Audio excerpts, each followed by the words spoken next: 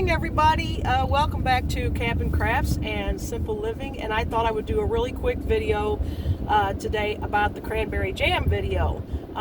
Maybe this is something that you should put in the community post. I don't know. I don't know how to do all of this stuff. So, you know me. What you see is what you get.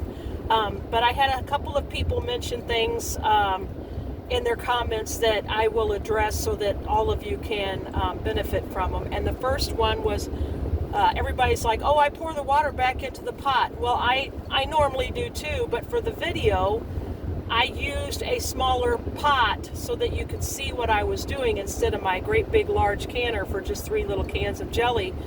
And if I would have poured the water back in the pot and then I put the filled jars in the pot, it would have overflowed. So that's why I did that. It's not because I didn't know to do that. I do that when I'm canning with my big canner, but I couldn't do it with the little jars and the smaller pot that I was using. So that answers that question.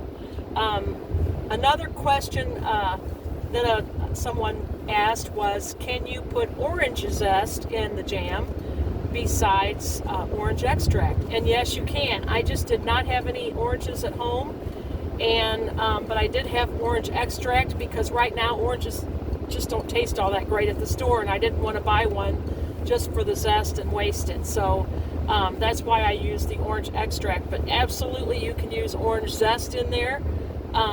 You can put it in when it's cooking. You can put it in at the end like I did with the spices. It's not really going to matter. You'll still get that great orange flavor. And so that's the question about orange zest. I mentioned it in the description, but my stove cooks really hot. My burners, it's an electric stove, and for some reason it just really cooks hot fast. And so my cranberry jam cooked in about 20 minutes, and I did use a no-stick pot because things that are high in sugar like that and berries, it's really easy to scorch.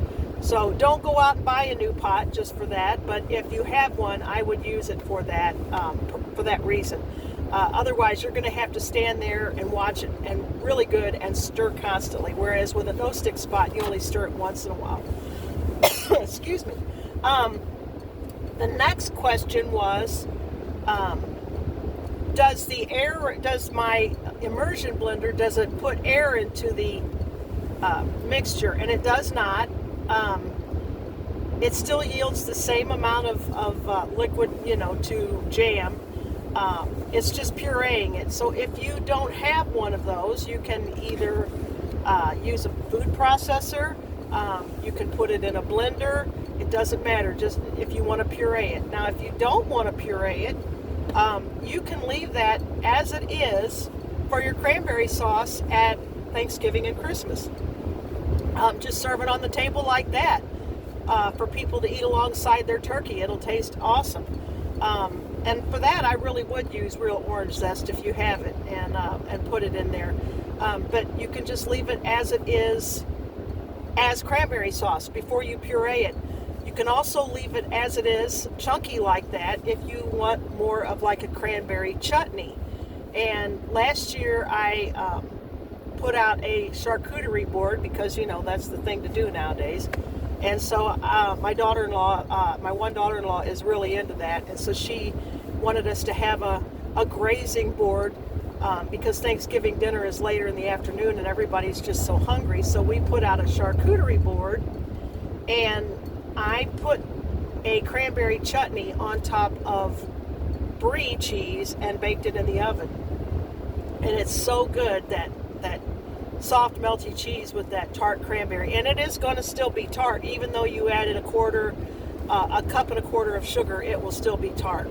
Not as tart as plain, but it's going to have it's going to be tangy. It's actually really good for people who don't like super sweet jams and jellies. So use it as cranberry sauce, use it as a chutney, leave it chunky, puree it. It doesn't matter. It'll be good no matter what you do.